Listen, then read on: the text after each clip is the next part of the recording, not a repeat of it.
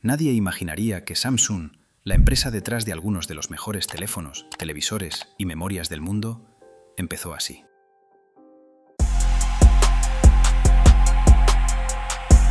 Samsung no nació siendo un gigante tecnológico, ni siquiera vendía aparatos eléctricos. Su origen es tan humilde que cuesta creerlo. Arroz, fideos, pescado seco y papel higiénico. Sí, el creador de los smartphones más avanzados del planeta empezó vendiendo lo más básico que puedes imaginar. Pero lo más impactante no es eso. Es como una empresa tan pequeña acabó controlando teléfonos, microchips, barcos, edificios, energía, electrodomésticos y una parte enorme de Corea del Sur. Hoy te voy a contar la historia real del ascenso de Samsung. Una historia de pobreza, guerra, oportunismo, innovación y decisiones que parecían absurdas, hasta que funcionaron. Porque Samsung no es solo una empresa. Es un conglomerado que literalmente modeló un país entero. Y todo empezó con un hombre. Lee Byung-chul nació en 1910 en Daegu, Corea, en una familia de terratenientes. Muchos creen que eso lo hacía rico, pero en la Corea ocupada por Japón, el dinero no garantizaba oportunidades. El país estaba controlado, la economía era frágil y casi no había forma de crear algo propio sin arriesgarlo todo. Lee intentó estudiar economía en Japón, pero no terminó la carrera. ¿Por qué? Porque siempre sintió que la teoría no servía para cambiar su realidad. Él quería construir algo desde cero, algo suyo, y tenía una filosofía muy clara, donde la gente tiene necesidades simples, hay negocios simples que pueden crecer. Ese pensamiento sería la piedra angular de uno de los imperios industriales más grandes de Asia.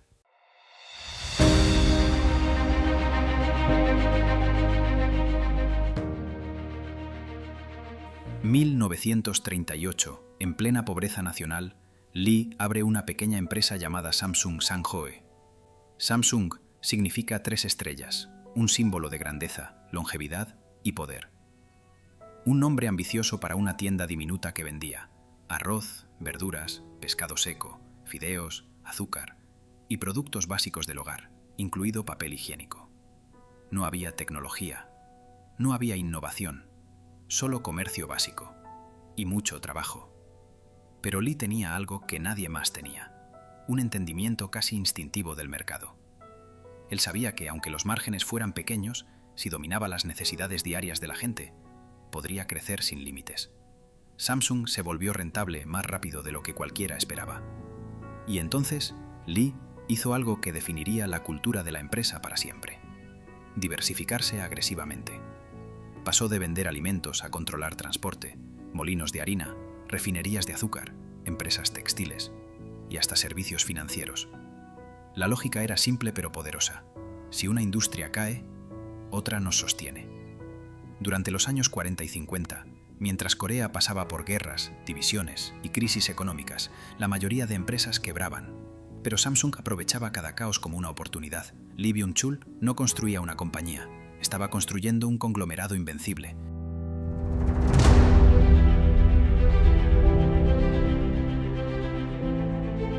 En 1950 estalla la Guerra de Corea.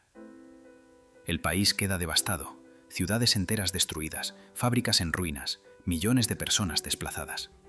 Para muchas empresas, esto fue el final. Pero para Samsung, fue el punto de inflexión.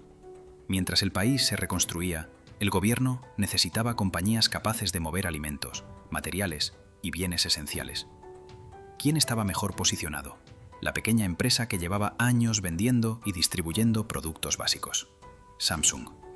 Lee Byung-chul entendió algo vital. Samsung se convertiría en la columna vertebral del renacimiento económico de Corea. A mediados de los 50 y 60, Samsung no tenía un rumbo fijo. Tenía muchos. La compañía crecía como una red. Fábricas de telas, bancos, seguros, alimentos procesados, fertilizantes, astilleros, maquinaria pesada y sí, incluso componentes para tanques del ejército surcoreano.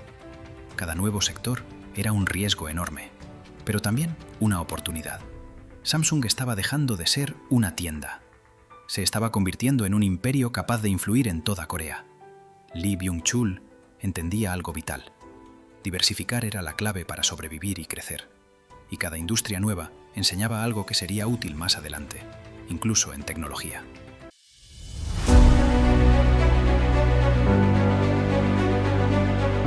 El salto más importante llegaría en 1969, cuando Lee tomó la decisión más arriesgada de su vida: entrar al mundo de la electrónica. Hasta entonces, Samsung ya dominaba industrias enormes: textiles, finanzas, alimentos, incluso maquinaria pesada y partes de tanques. Toda esa experiencia le dio la disciplina, los recursos y el conocimiento para fabricar tecnología con precisión. Ese año nace Samsung Electronics y su primer producto fue un televisor en blanco y negro. Era simple, barato, pero crucial. Un laboratorio de aprendizaje que sentaría las bases del imperio tecnológico que conocemos hoy. Samsung no estaba innovando todavía.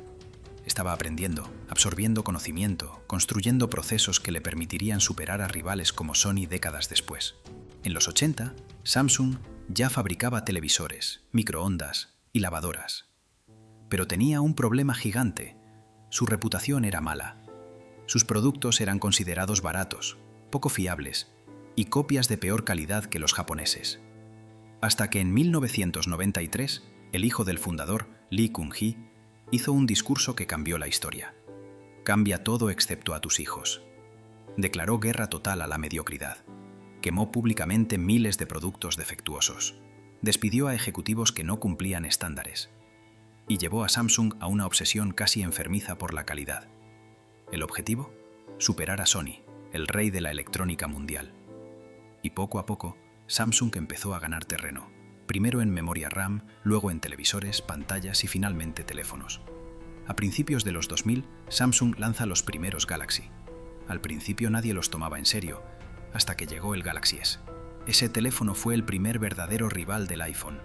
Pantallas AMOLED, diseño premium, cámaras potentes. Samsung ya no copiaba, innovaba más rápido que todos. Pero lo más sorprendente no es eso. Es que Samsung no solo fabrica sus propios móviles, fabrica componentes para Apple, Qualcomm, Nvidia, Tesla y medio mundo.